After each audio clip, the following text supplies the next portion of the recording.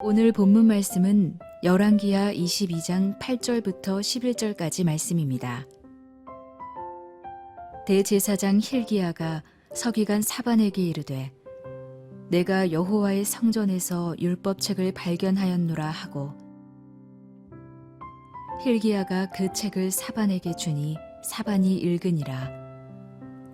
서기관 사반이 왕에게 돌아가서 보고하여 이르되 왕의 신복들이 성전에서 찾아낸 돈을 쏟아 여호와의 성전을 맡은 감독자의 손에 맡겼나이다 하고 또 서기관 사반이 왕에게 말하여 이르되 제사장 힐기야가 내게 책을 주더이다 하고 사반이 왕의 앞에서 읽음에 왕이 율법책의 말을 듣자 곧 그의 옷을 찢으니라. 아멘. 말씀을 나눴는데요. 오늘 이런 질문으로 말씀 공부 시작해 볼게요. 시대가 불안하고 어려울수록 사람들이 뭘 원할까요? 영웅이요. 영웅. 오. 그렇죠. 영웅 원하죠. 새로운 인물을 원하죠. 그렇군요. 또 안정? 안정. 그렇죠. 어려울수록 저는 오히려 변화? 변화. 맞아요. 그런 지금 여러분들의 답을 다 모으면 한 단어로 표현하면 딱 좋을 것 같아요. 개혁. 그죠? 그래서 사람들이 네. 어느 시대든지 삶이 힘들고 불안하면 영웅이 나오길 원하고 또 안정되게 살고 싶고 네. 변화를 갈망하죠. 그게 이제 한마디로 얘기하면 개혁을 개혁. 원하는 거예요. 세상이 바뀌어지기를 원하는 네네. 거죠. 오늘 22장의 얘기는 요시야 왕. 네네네. 이 요시야 왕의 개혁의 이야기를 다루게 될 건데 요시야 왕 하면요 이렇게 비교를 해요. 사람들이 이스라엘의 가장 위대했던 왕 다윗 이후에 다윗과 비교할 만큼 굉장히 중요한 그런 왕이다. 이렇게 소개를 할 만큼 요시야 왕은 정말 훌륭한 왕인데 오늘 이 요시야 왕의 개혁의 이야기를 통해서 우리 삶의 진정한 개혁은 뭘까? 이 땅에 어떤 개혁이 일어나야 될까? 이런 것들을 함께 우리가 나누고 생각하면 좋을 것 같습니다.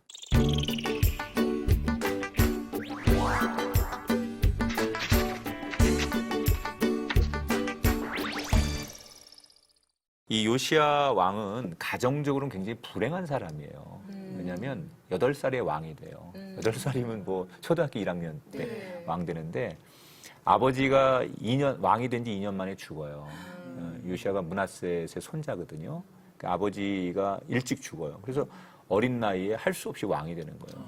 그러니까 왕이 왕 같았겠어요. 왕족이니까 왕은 됐지만 아버지의 죽음을 일찍 목격하고 아버지의 부재 속에서 살아갔던 그 가정적으로나 어린 시절은 굉장히 불우했던 사람이 요시야입니다. 그래서 지금 그 요아스가 굉장히 어린 시절과 개인적으로 이제 불행했는데 오늘의 이야기는 그 어린 시절을 좀 뛰어서 그가 조금 나이가 먹었을 때부터 얘기가 시작돼요. 이제 사실은 이 요시야가 그 유다의 왕이 되었을 때 지난 시간에 우리가 히스기야 왕 얘기하면서 히스기야 왕을 괴롭혔던 나라가 아수르라고 그랬잖아요. 네. 아수르의 사네립 왕 얘기를 했는데 아수르라는 나라가 근 100년 동안 이스라엘 주변의 중동 국가를 거의 장악한 강대국이었어요. 그런데 요시야 왕이 되고서 나서 이 아수르의 국력이 쇠퇴합니다. 그러니까 이 지구상에 영원한 나라도 없어요. 네. 로마가 영원할 것 같지만 로마도 패망하고 뭐 어떤 과거에 찬란했던 역사들도 한 시대가 지나면서 패망하잖아요. 아수르가 그랬거든요. 그런데 그 아수르가 쇠퇴하기 시작할 때 요시야가 이제 왕이 되는 거예요. 정확히 이제 요시야가 8살에 왕이 돼서 20살 정도 됩니다. 그러니까 이제는 제법 성년이 됐으니까 나라를 어떻게 다스려야 될지 스스로 결정할 수 있는 나이가 되면서 이 요시야가 제일 먼저 뭘 하느냐? 왜 우리는 아수르의 속국으로 살아야 되느냐? 그 아수르의 눈치를 보며 살지 말고 하나님이 주신 이 나라의 주권, 독립 이런 것들을 우리가 찾아보자. 그래서 요시야 왕이 나라를 본격적으로 개혁하기 시작해요. 요시야 왕이. 자, 역대하 34장 3절 말씀을 제가 읽을게요. 들어보세요. 제12년에 유다와 예루살렘을 비로소 정결하게 하여 그 산당들과 아세라 목상들과 아로 새긴 우상들과 부어 만든 우상들을 제거해 버렸다. 이렇게 나와요. 그러니까 그 할아버지와 아버지 때 세웠던 우상들 그런 것들을 이 요시야 왕이 아무리 할아버지고 아버지고 조상들이 한 거라도 잘못된 거니까 자기 손으로 다 그 우상들을 제거하기 시작했다는 와, 거예요. 멋있네요. 근데 이게 한 6년 걸립니다. 아, 이스라엘 땅의 우상들을 제거하는 게 말한 대로 정말 쉽지 않았어요. 왜냐면 우선 부모님이 남긴 유산이잖아요. 네. 그리고 우상이라는 게 내가 언제 한번 공부하면서 그런 얘기했지만 지역의 유지들하고 결탁된 거예요. 이게 단순히 우상이 아니라. 그래서 원래 예배는 예루살렘에서만 드려야 돼요. 산당이. 네. 그런데 이 사람들이 편리하려고 자기 집 가까운 곳에 산당들을 만들어 놓고 편리하게 신을 자꾸 자기들 멋대로 인간의 생각으로 하나님을 만들다 보니 하나님에서 벗어난 신들이 생기는 거죠. 네. 그러니까 하나님을 섬긴다고 말로는 그러지만 그들이 섬기는 건 진짜 하나님이 아니라 자기들이 믿고 싶은 하나님, 만들고 싶은 하나님, 자기들이 생각하는 하나님. 그러다 보니까 하나님이라는 거에서 조금씩 이렇게 아류, 뭐 이상한 변칙 이런 게 나오는 거예요. 그런데 그 지역의 토착 세력들이 거기에서 모여가지고 자기들의 힘을 자꾸 모으다 보니까 돈이 생기고 정치력이 생기다 보니까 중앙에 있는 왕들은 그 지역에 있는 산당을 중심으로 생기는 세력들과 다툴 필요가 없으니까 우상이 잘못된 줄 알지만 그 우상을 부수지 못했던 거예요.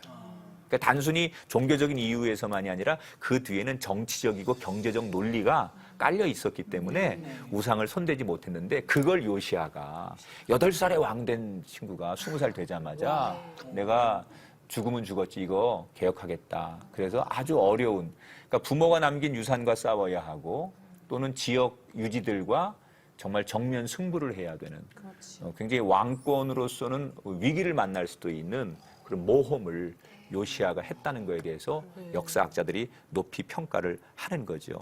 자, 그렇게 이제 우상과 산당들을 다 부수고 정말 개혁을 막 종교적으로 진행해 가는데 어느 날 이 요시야 왕의 눈에 하나님의 성전이 눈에 들어오는 거예요. 그런데 그 성전에 자기 할아버지 므낫세가 우상을 갖다 놨었거든요. 그래서 그 우상을 치웁니다. 그리고 가만히 보는데 지방에 있는 다른 인간들이 만든 산당들은 되게 화려하고 멋있고 아주 삐까번쩍한데 정말 하나님의 성전이 너무 초라한 거예요. 방치돼 있었던 거예요. 정말 우리 어디 이렇게 그림에 나오는 것처럼 마치 이렇게 거미줄이 끼고 누가 쓰지 않아서 오랫동안 방치돼 두고 누가 봐도 초라한 것처럼 하나님의 성전은 그렇게 완전히 버려진 채로 있었던 것을 요시야가 목격하게 되는 거예요. 그때 마음속에 명색이 하나님의 집이 우상들을 섬기는 그런 것보다 인간이 만든 산당보다 이렇게 초라해서 되겠느냐. 그래서 요시야가 당시에 대제사장이 hil기야라는 제사장인데 hil기야 제사장을 부릅니다. 그래서 내가 얼마든지 자금을 대줄 테니까 재정을 지원할 테니까 하나님의 성전을 다시 멋있게 재건해라. 저 방치되었던 하나님의 성전을 청소하고 그리고 성전의 기능을 회복하는데 대제사장이 당신이니까 제사장이 당신의 명예를 걸고 내가 모든 걸 지원해 줄 테니까 성전을 회복해라. 이렇게 해서 성전을 이제 다시 재건하고 회복합니다. 그래서 이제 이 hil기야라는 제사장이 이제 사람들을 시켜서 청소도 하고 이제 성전에 단도 쌓고 이렇게 했을 거 아니에요. 그러다가 어느 날 일하던 인부들의 손에 뭐 하나를 발견하게 돼요. 그게 뭐냐면 구약 시대에 모세가 썼던 율법책.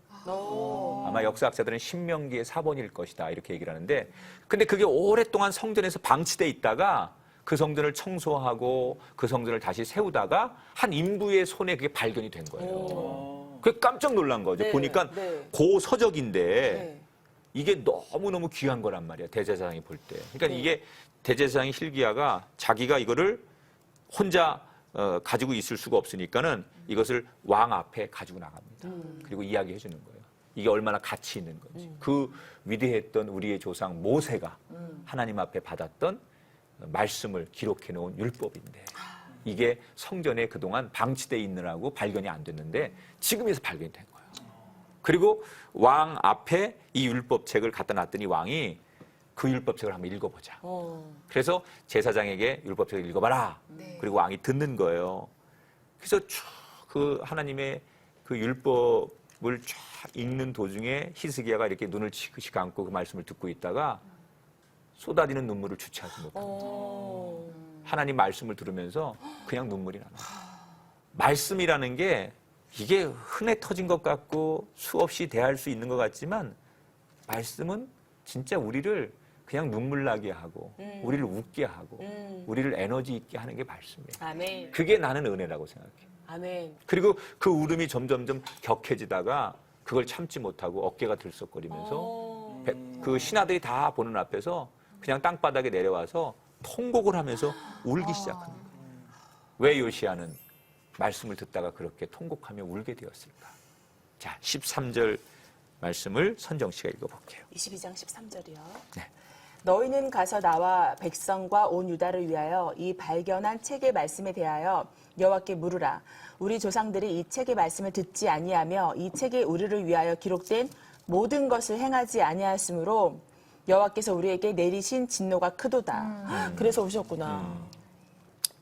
그러니까 이제 우리가 어떻게 잘못 살아왔는지를 이 말씀을 들으면서 알게 된 거예요. 반성이 돼서. 하나님이 우리한테 하나님 이렇게 섬기면서 이렇게 살라고 하셨는데 우리가 하나님 말씀대로 살지 못했구나. 맞아. 그러면서 이 요시야도 자기가 회개하는 거예요. 네. 나는 정말 이 나라를 바르게 세워보려고 개혁이라는 거를 내가 시작했지만 정말 그 개혁의 중심에 중요한 걸 잊어버렸구나. 내가 잘해보려고 했지만 그 잘하려고 하는 것 속에 내가 중요한 걸 잊어버렸구나. 그게 뭘까? 하나님의 은혜를 잊어버렸구나. 그리고 하나님의 말씀을 잊어버렸구나. 하나님 우리를 이렇게 사랑하는데 하나님 베푸신 은혜를 우리가 잊어버렸고 하나님 주신 말씀 없이 내가 개혁하려고 했구나. 그러면서 깨닫는 거예요, 요시야가.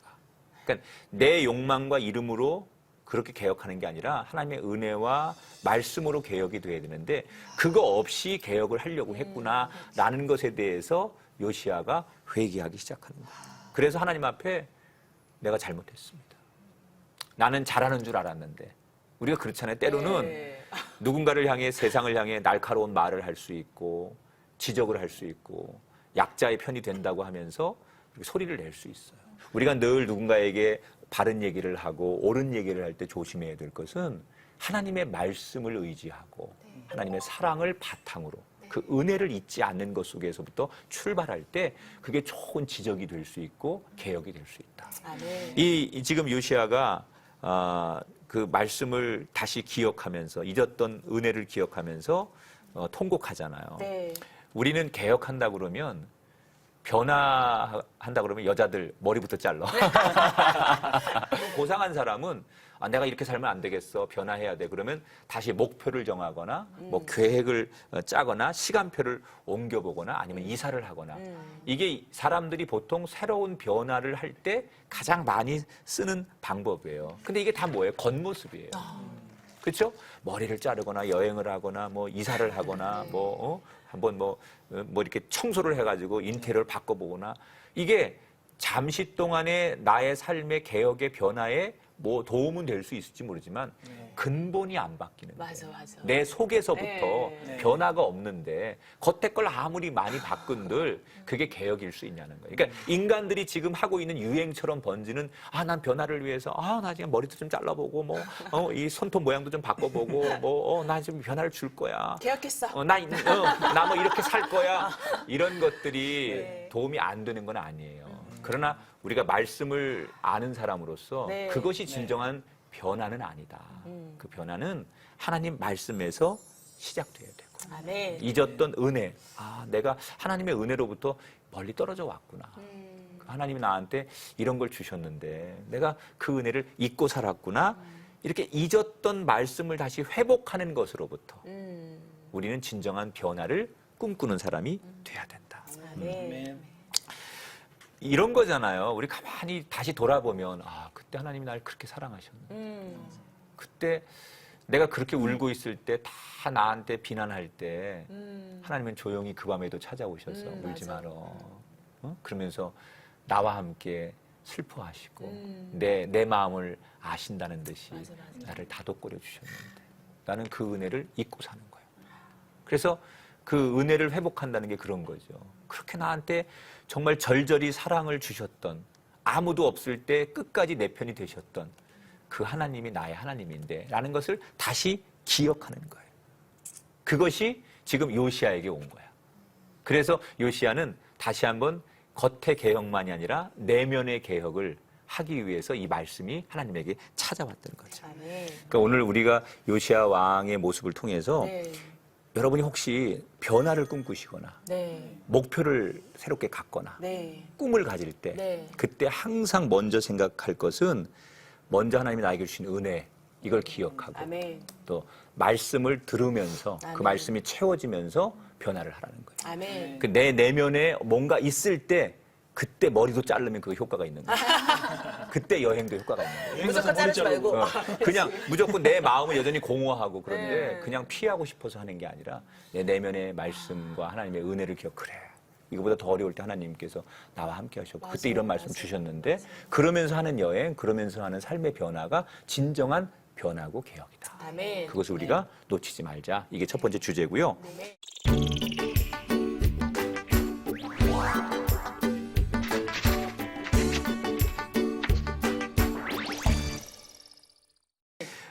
이렇게 이제 성전 수리하다가 지금 요시야가 율법책 만나가지고 이제 그 말씀을 읽다가 너무 좋은 거예요. 감동이 오는 거야. 그래서 이걸 나 혼자 들을 수가 없어요. 그래서 백성들을 다 불러 모았어요. 성전 앞에 다 불러 모아가지고 자기가 받은 이 은혜만큼 백성들도 똑같이 은혜를 받기 원해서 율법책을 백성들에게 이번에 읽어주는 거예요.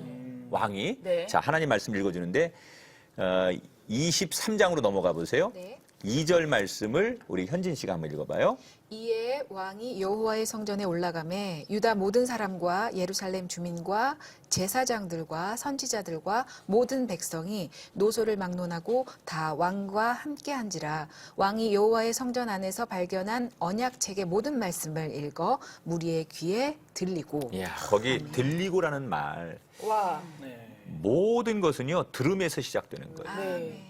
우리가 무엇을 할 것이냐, 어디로 갈 것이냐, 이 바른 방향을 정할 때 들음에서부터 뭘 할지, 어디로 갈지가 결정돼요. 우리는 들리지 않는데 내가 이미 말해놓고 가버린다든지, 뭐 내가 먼저 듣지도 않고 그냥 알아서 판단해버린다든지, 그건 믿음이 아니에요. 모든 시작은 그리스도인에게 들음에서 시작돼야 된다. 그러니까 하나님은 혼란할수록 우리에게 더 선명하게 말씀하시는 것 같아요. 혼란할수록. 예. 그러니까 왜 추운 겨울에 한 줄기의 빛이 얼마나 소중하고 광야에서 한 모금의 물이 얼마나 소중한지 알듯이 아주 타락하고 혼란할수록 하나님의 말씀은 더 그리스도인에게 선명해요. 세상이 혼탁하기 때문에 하나님 말씀이 안 들리는 것 같지만 그 말씀을 들으려고 하는 사람에게는 더 또렷하게 들려요. 마치 엄마가요 여러 시끄러운 소리에서 자기 애기 울음소리는 듣는 것처럼 그리스도인이 하나님의 말씀을 듣고 움직이려고 하면 아무리 혼탁한 소리가 들려도요 하나님 말씀이 선명하게 들리는 거예요. 지금 이 개혁이 시작되기 전에 요시야가 뭘 해요? 말씀을 들려주는 거예요. 말씀을. 그러면서 이 백성들이 들으니까 다시 느끼는 거예요. 들으니까 아 그렇지, 우리는 하나님의 백성이었지. 그런데 우리가 마치 하나님의 백성이 아닌 왕의 백성처럼 살았구나. 우리가 뭐 다른 나라의 눈치를 보며 살았구나. 하나님 눈치를 보고 살고 하나님 사랑으로 살아야 되는데 그런 것들을 다시 한번 백성들이 느끼는 거죠. 그래서 요시야 왕과 함께 백성들도 하나님이 원하시지 않는 우상을 부수는데 동참하게 되는 거예요. 그러면서 이 왕이 아주 중요한 두 가지를 하게 돼요. 종교적으로. 예배를 이제부터는 예루살렘에서만 드려라. 산당을 다 부시니까 하나님이 진짜 원하는 건 예루살렘에 있는 성전에서만 예배를 드리는 건데 그동안 자기들의 편리를 위해서 지역마다 거기까지 가기 어려우니까 우리 여기서 그냥 오늘 예배 드리지 이런 걸 했단 말이죠. 근데 예배는 예루살렘에서만 드린다. 원래대로 돌아간 거예요. 우리도 예배는 성전에서 자기의 제단에서 하나님이 주신 그곳에서 하나님의 말씀을 듣고 은혜를 받으려고 해야 돼요. 편리하게 어느 곳에 있든지 내 마음 아시겠지. 물론 불가피한 상황에서는 그럴 수 있지만 늘 우리 마음은 내게 주신 성전, 이게 하나님이 나에게 주신 예루살렘 성전이면 그곳에서 예배하는 사람이 돼야지. 늘 내 마음대로 편리한 대로 예배하면 예배를 빙자한 산당과 같을 수 있기 때문에 그걸 노력해야 된다는 거 하나. 두 번째, 유월절을 국가적으로 다시 지키게 했어요. 그러니까 아주 그 모세 이후에 너무 중요한 이스라엘 역사 속에 이 종교적인 그 기념일을 다시 지정하는 거예요. 그러니까 이게 그동안 안 지켜졌는데 이 역사를 잊으면 안 된다. 그래서 유월절을 국가가 아예 지정해서 지키도록 만들었다는 거죠. 자, 열왕기하 23장 25절을 우리 크로스가 한번 읽어볼게요. 요시야와 같이 마음을 다하며 뜻을 다하며 힘을 다하여 모세의 모든 율법을 따라 여호와께로 돌이킨 왕은 요시야 전에도 없었고 후에도 그와 같은 자가 없었더라. 와. 이건 정말 극찬이죠, 극찬. 네. 누구로부터 극찬을 받는 거예요? 하나님으로부터. 네. 마음과 뜻과 힘을 다해. 와. 그러니까 하나님 보실 때 성경에 이런 극찬이 이렇게 많지 않아요. 네. 예수님께서 백부장 이방인의 믿음을 보시고 극찬하신 것처럼 네. 하나님이 직접 이스라엘 왕 중에 그래서 아까 서두에 그랬잖아요. 다윗 왕과 비교될 만큼 요시야 왕이 이 근거거든요. 하나님께서 그냥 칭찬하시는 게 아니라 극찬을 하시잖아요.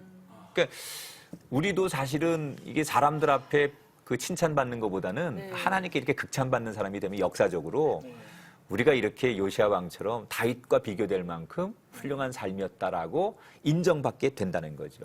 네. 그러니까 사람에게는 아무것도 아닌 것처럼 보일지라도 하나님께 아름다운 사람이 되고 칭찬받는 사람이 되면 그게 정말 멋있는 삶이라는 걸 다시 한번 우리가 기억하자. 네. 나도 이거는 하나님 앞에 칭찬받았어요 라고 자랑할 게 있을까요? 나도 하나님 앞에 요건 내가 칭찬받았어요 살면서 네. 근래에 요거는 내가 하나님 앞에 칭찬받을 짓을 했어요. 뭐가 있을까요? 내가 요즘 같은 경우는요. 네. 자랑해도 되나요? 마음껏 자랑하라고 지금. 네. 주님 안에서 네, 네. 자랑하는 걸로. 어디 교회 문화사역이 잡혔는데 네. 재능 기부예요. 네. 그러고 나서 일주일 후에 어마어마한 액수의 행사 MC가 잡혔어요.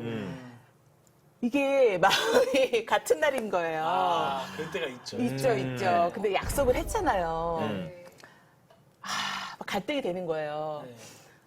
근데 약속을 했으니까 그쪽에서 이제 연락이 왔지만 이제 딱 얘기를 했죠. 제가 미리 잡힌 스케줄이 있고 또 교회 사역이 있기 때문에 또 하나님과 그 교회와 성도들과 약속이라 제가 지켜야 된다. 속으로는 아까웠죠, 솔직히 말해서. 네.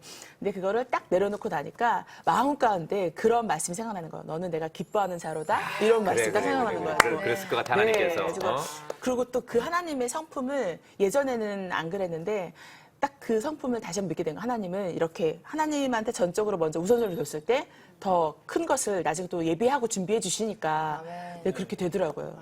그거 그래. 하나 한번 잘 아유, 그건 정말 칭찬받을 만 하나님 앞에 그것도 극찬받을 만한 일이에요. 그 눈에 보이는 그 많은 물질 그거 놔두고 같은 날이라고 해서 네. 작지만 교회 사역이니까 네. 그걸 선택했다는 거 하나님이 또 얼마나 하나님이 다 알고 계세요. 네, 네. 다 알고 계세요. 강하게 극찬해서 강찬이 있네요. 맞아.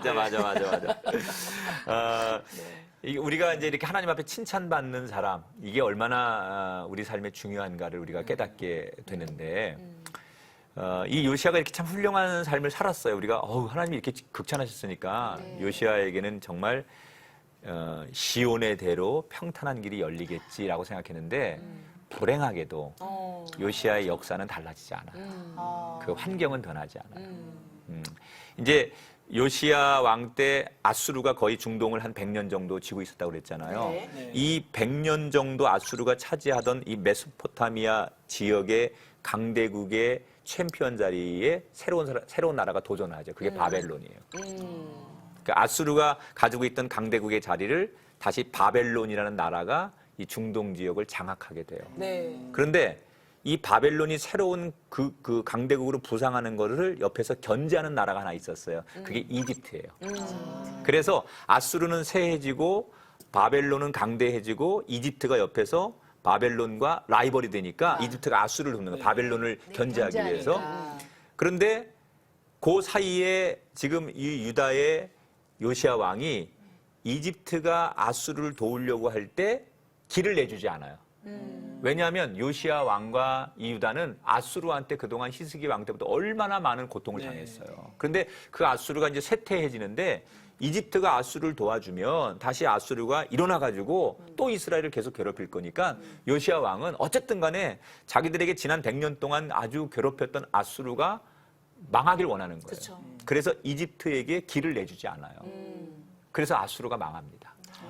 그러니까 이집트가 이 요시야 왕과 유다를 굉장히 불편하게 생각하죠. 너희들 때문에 우리가 바벨론을 네. 우리가 이렇게 견제하지 못했다. 그래서 미움을 사가지고 이집트가 이 유다를 침공하게 돼요. 그리고 그 요시야 왕이 직접 군사를 데리고 나가서 이집트와 전쟁을 하는 유명한 전쟁이 무깃도 전쟁이에요. 이 무깃도가 왜 중요하냐? 무깃도 골짜기에서 요시야 왕이 39살의 나이로 죽어요. 그렇게 하나님 앞에 극찬을 받고 칭찬을 받고 역사적으로 훌륭했던 왕이었는데 결국 이집트와 맞서 전쟁을 하다가 39살의 나이에 무깃도 전쟁에서 죽지요. 제가 역대하 35장 22절부터 24절을 요약해서 읽어드릴게요.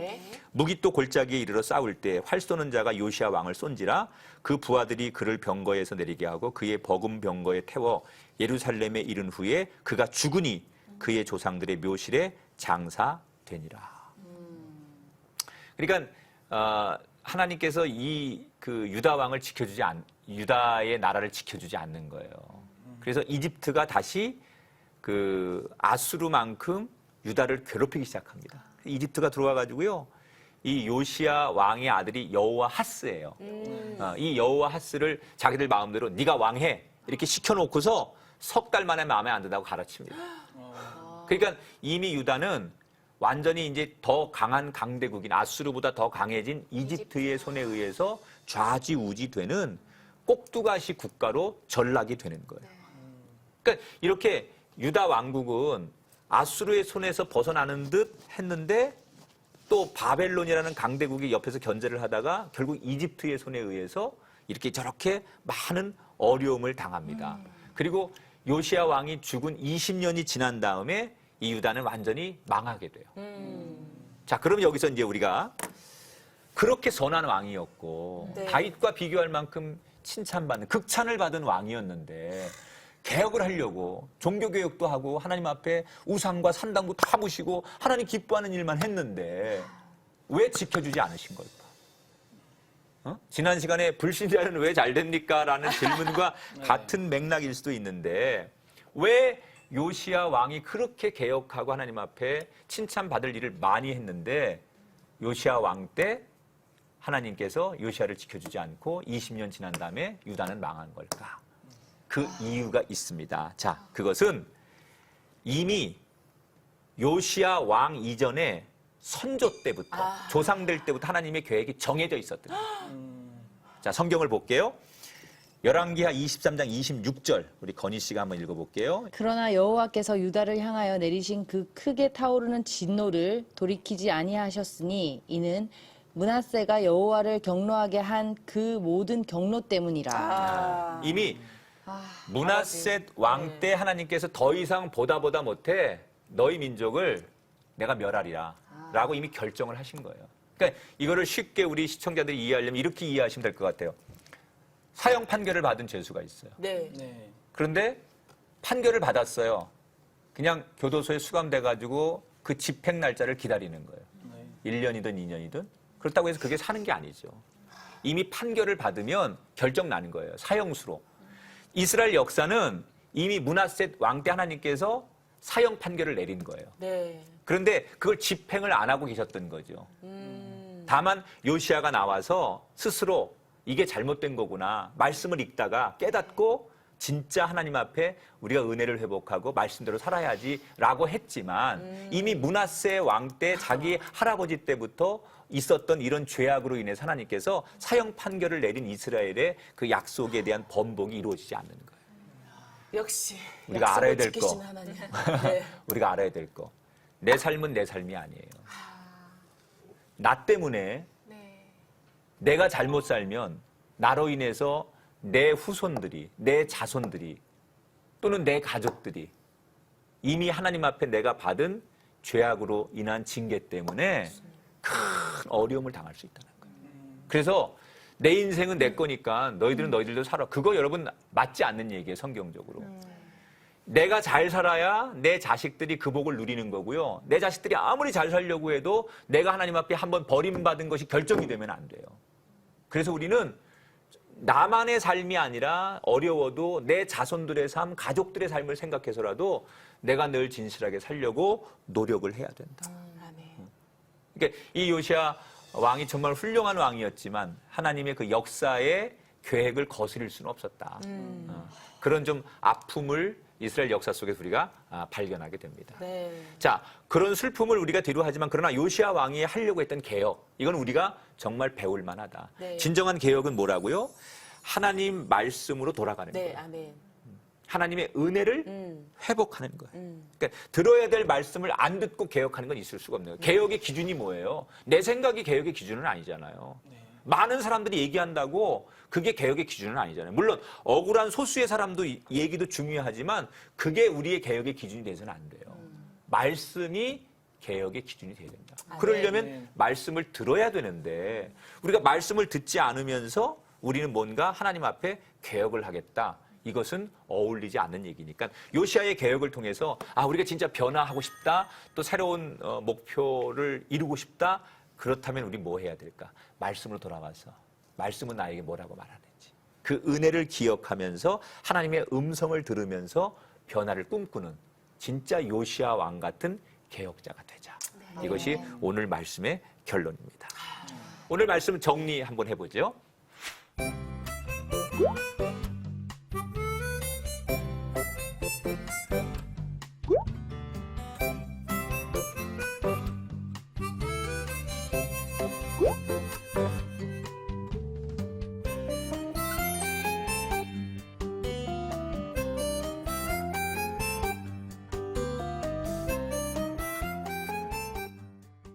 시테스 두란노 성경교실 김학중 목사와 함께하는 왕들의 이야기, 오늘도 우리 패널들과 함께 나누는 이야기 여러분 다 지켜보셨고 들으셨지요? 이제 이스라엘 역사의 왕들의 얘기, 그렇게 찬란했던 그 왕들의 이야기를 다음 시간이면 마무리를 좀 해야 될 것 같습니다. 이런 거 하지 마.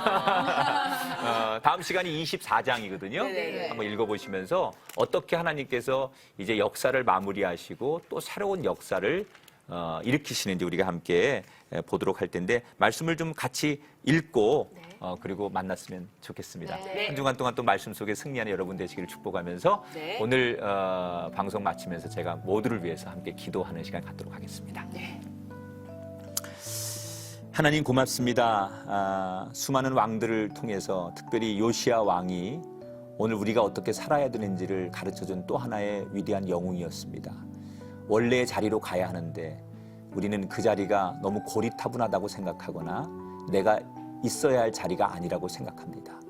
말씀의 자리, 기도의 자리, 그리고 하나님 앞에 겸손히 무릎 꿇은 그 자리로 우리 돌아가서 거기서부터 새로운 변화와 개혁을 시작하는 우리 모두가 되게 해 주옵소서. 이 땅을 반드시 하나님께서 아름답도록 변화시켜 주실 것을 확신하며 주 예수 그리스도 이름으로 축복하고 기도드립니다. 아멘. 아멘.